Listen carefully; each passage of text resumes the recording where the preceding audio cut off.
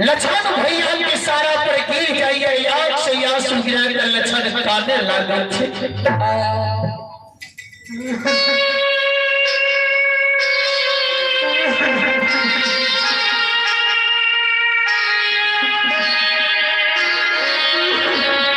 भैया तेरा लक्षण के हाथ से सुधारल गाजा आए दुनिया में लक्षण छ भैया तेरा नाम से पूजा करे छ काल से लक्षण रे दुनिया में नहीं मिलता। लक्षण के याद से आंसू गिरा के कांद रहे लक्षण भैया तारू के पूजा कर रहे हैं। एने महिनाथ राजा देखियो समरूल मंडल के द्वार पर चल गए। रे समरूल रे मंडल घर में छी घर से फिर बाहर निकल।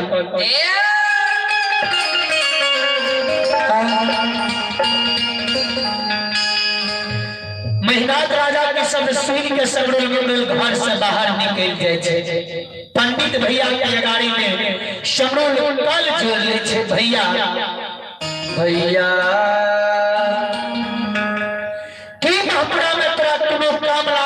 समाज देखिया हम दौड़ के चल रहे कि हमरा में केकरो शादी विवाह छिए कि मुंडन उपरे छिए जे तू हमरा द्वार चल रहइए कि भले बोला ने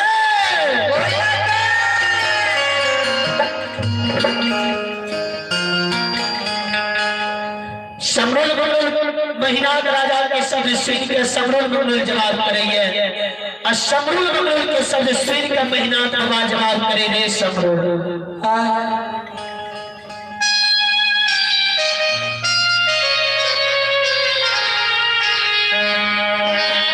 समरूल हेरे चल जो पोखरी महार पर हेरे तारो के रोपल 7 गाछ चंदन के लकड़ी छे 8 गाछ आम के लकड़ी छे।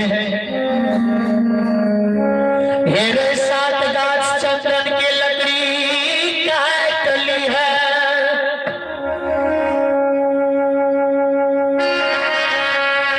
8 गाछ आम के लकड़ी काटली है।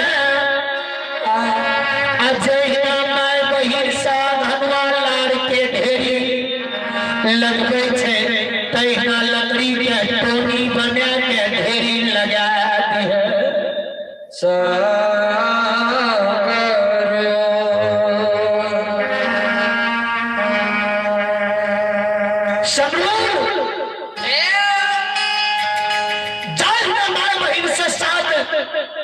लाल के ढेरी लगवे छते ही जो तो ढेरी लगई है समरुल ममरुल महीना भगवान के शब्द सुन के आंख से आंसू गिरा कर काटे लागले भैया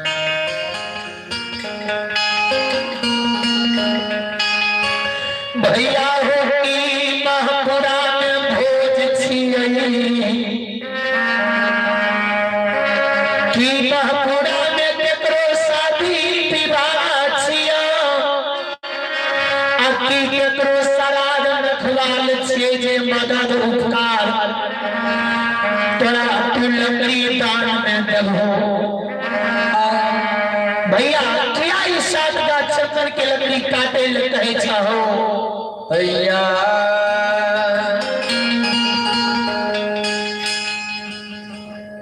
महीना बाबा समरुल ममरुल के शब्द सुन के कह के रे समरुल रे ममरुल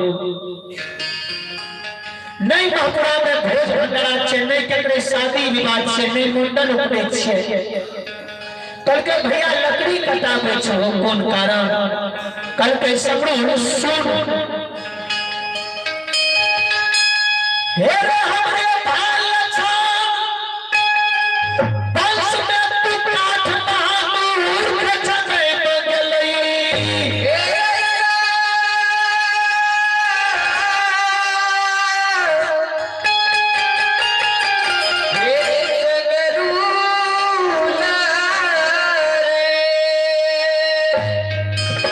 लच्छा चार भाई के छोरा भैयारी जन्म लिये महपुरा में हे सबसे बड़ हम महीना हमरो से छोट तारू संत जे तारू ए दुनिया से मर के विदा भ गेले आ तारू से छोट साहनी गिरे साहबियों से छोट सबसे छोटा लक्षण जे छे बस में तू काठ महामूर्ख जन्म गेले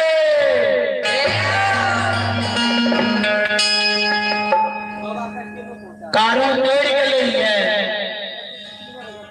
आ कारू के पूजा हमर छठा भाई लक्षण करे छे देखी रहे प्रसादे हमरा नगर में कोई बोले ले नहीं दे छे आ दुश्मन के कहे छे जे भूत के पूजा नहीं करी कारू दोसर जोनी में जन्म ला लेने हेते बात नहीं मानी छे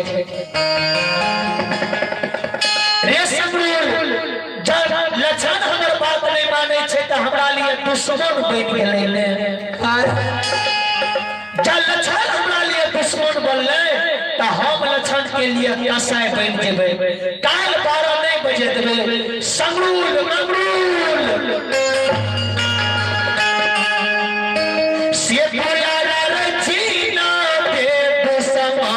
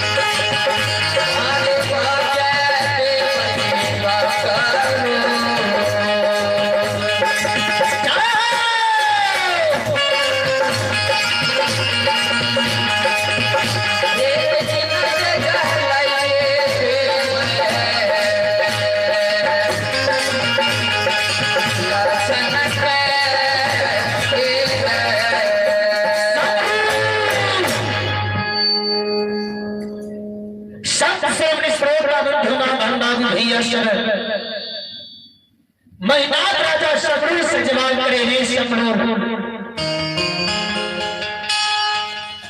लछन अगर हमारा बात कह गेल के त लछन हमारा लिए दुश्मन बन गेले, और जब दुश्मन बन गेले त हम लछन के लिए कसाई बन जेबै। काल 12 बजे में लछन के जट्टे आग में जला कर राख के देबे। अगर तनियो कहते भैया सत्कारों में शक्ति तो कई है लछन के आग में जले से बचा लेते।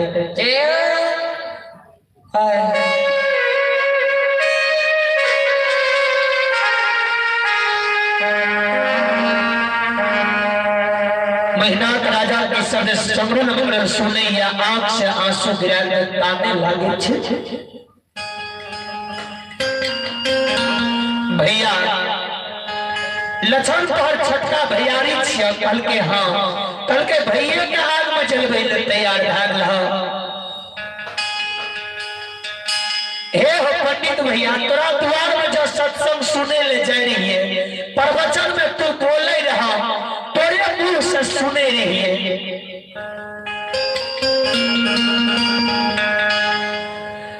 सोत बीत नारी